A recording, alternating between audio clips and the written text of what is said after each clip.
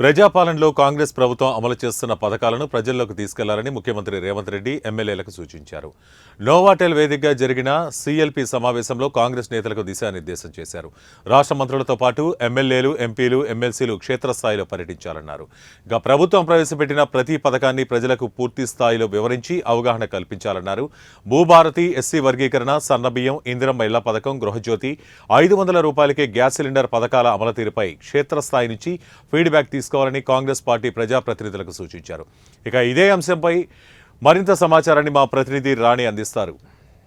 ఈరోజు ఏదైతే అధికారిక కాంగ్రెస్ ప్రవేశపెట్టినటువంటి 6 గ్యారెంటీలు కావచ్చు, అదేవిధంగా మంత్రివర్గ విస్తరణకు సంబంధించి కావచ్చు, కాంగ్రెస్ పార్టీలో జరుగుతున్నటువంటి ఇంటర్నల్ వ్యవహారాలకు సంబంధించి కావచ్చు, ఇప్పటికే ప్రవేశపెట్టినటువంటి ఏదైతే ఎస్సీ వర్గీకరణకు సంబంధించి కావచ్చు, రుణమాఫీకి సంబంధించి కావచ్చు, భూభారతికి సంబంధించి కావచ్చు, వివిధ అంశాలకు సంబంధించి పూర్తిగా ఈరోజు నవోటల్లో సిఎల్పి భేటీ అయితే జరగడం జరిగింది.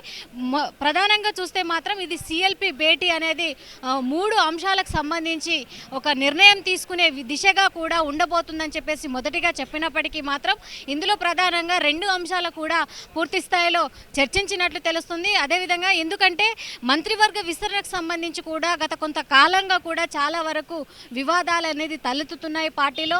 నేనే ముఖ్యమంత్రి అంటే అని చెప్పేసి వ్యక్తిగతంగా కొంతమంది ప్రచారం చేసుకుంటున్నారు. ఇలాంటి ప్రచారం పార్టీకి చాలా పెద్ద ఎత్తున నష్టం తీసుకొస్తుందని చెప్పేసి ముఖ్యమంత్రి ఈరోజు చర్చలో అయితే చెప్పినట్లు తెలుస్తుంది. ఇక ప్రధానంగా చూస్తే మాత్రం ఇంకొక అంశం చూస్తే భూభారతి అనేది ధరణిలో చాలా మంది రైతులు అనేక రకాలమైనటువంటి ఇబ్బందులు అయితే ఎదుర్కొన్నారు.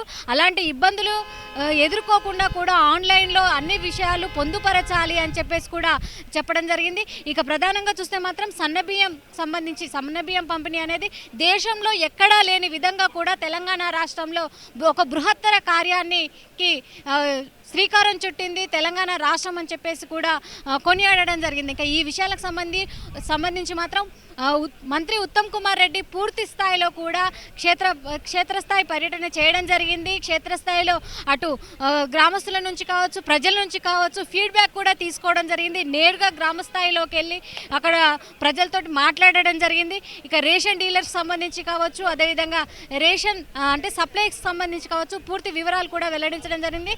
ఇక ప్రధానంగా చూస్తే మాత్రం ఈరోజు నవోటల్లో దాదాపు 3 అంశాలకు సంబంధించినటువంటి అంశాలపైన కూడా చర్చలు జరిగినట్లు తెలుస్తుంది. ఎందుకంటే మంత్రివర్గ విస్తరణకు సంబంధించి గతంలో కూడా రాష్ట్ర స్థాయి నుంచి అంటే రాష్ట్రంలో ఉన్నటువంటి కీలక నేతలు నేరుగా ఢిల్లీకి వెళ్ళడము, అటు ప్రియాంక గాంధీ కావచ్చు, రాహుల్ గాంధీ కావచ్చు, సోనియా గాంధీ కావచ్చు, అదేవిధంగా కాంగ్రెస్ జాతీయ అధ్యక్షుడైనటువంటి మల్లికార్జున్ ఖర్గేతో కూడా నేరుగా మాకు ఏదైతే మేము నేరుగా మాట్లాడుకునేటువంటి అవకాశం మాకు ఉంది అని చెప్పేసి డైరెక్ట్గా అక్కడికి వెళ్ళడం, మాకు మంత్రి పదవి కావాలని చెప్పేసి వ్యక్తిగతంగా కొంతమంది ప్రచారం చేసుకోవడం, దీనికి సంబంధించి భువనగిరి ఎంపీ చామల కిరణ్ కుమార్ రెడ్డి కూడా కొంతమంది పేర్లను చిట్చాట్ల పేర్లతో ప్రస్తావించడం అనేది ఇది సరైన పద్ధతి కాదని చెప్పేసి కూడా కొంతవరకు అయితే ఈ విషయాలను తగ్గించుకుంటే పార్టీకి మంచిది. ఎందుకంటే మన ప్రధాన ఎజెండా వచ్చేటువంటి అసెంబ్లీ ఎన్నికల్లో కూడా మళ్ళీ కాంగ్రెస్ పార్టీ అధికారంలోకి రావాలి అని చెప్పేసి కూడా కొంత హితోపదేశం చేయడం అయితే జరిగింది.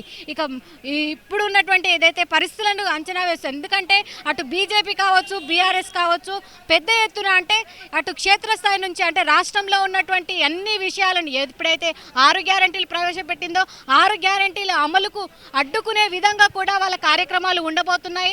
మనం ఐకమత్యంగా ఉండాలి అని చెప్పేసి కూడా ముఖ్యమంత్రి కొంతవరకు మాత్రము వీళ్ళకి చెప్పినట్లయితే తెలుస్తుంది. ప్రధానంగా చూసానంటే మొన్న కొత్తగా ఎన్నికైనటువంటి ఎమ్మెల్సీ విషయాల్లో కూడా కొంతవరకు అక్కడ విమర్శలు అయితే చోటు చేసుకున్నాయి. విమర్శలకు తావు లేకుండా కూడా రాష్ట్ర పాలన జరగాలి. ఎందుకంటే ఇప్పటికే ఆర్థికంగా సంక్షోభంలో ఉన్నటువంటి తెలంగాణ రాష్ట్రాన్ని గట్టెక్కించడానికి ఇచ్చినటువంటి 6 గ్యారెంటీలను అమలు పరచడానికి కూడా పూర్తి స్థాయిలో ఇటు క్యాబినెట్ కావచ్చు, అదేవిధంగా ఎంపీలకు సంబంధించి కావచ్చు, కేంద్రం నుంచి రావాల్సినటువంటి నిధులను తీసుకోవడానికి కూడా మనం పెద్ద ఎత్తున ప్రయత్నాలు చేయాలి. ఎందుకంటే గతంలో కూడా మోడీని కలిసాము, మోడీ కూడా కొంత ఆర్థిక సహాయము ఇటు ప్రాజెక్టుల పేరుతో అంటే ఎందుకంటే ఫార్మా యూనివర్సిటీకి సంబంధించి గతంలో ఎప్పుడైతే విమర్శలు ఎదుర్కొన్నారో రైతుల నుంచి కూడా పెద్ద ఎత్తున విమర్శలు వచ్చాయి.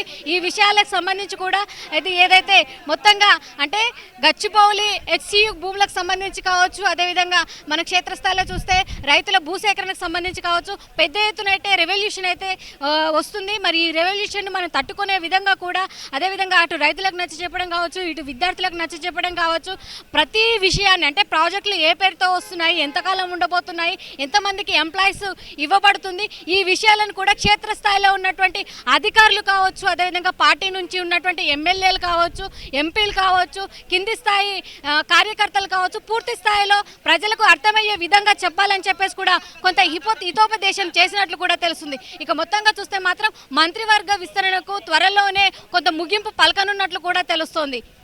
ఇది నవోటల్కి సంబంధించిన అంటే ఉదయం 11 గంటల నుంచి ఇప్పటి వరకు జరిగినటువంటి అప్డేట్స్. వీడియో జర్నలిస్ట్ గౌరీ శంకర్తో రాణి.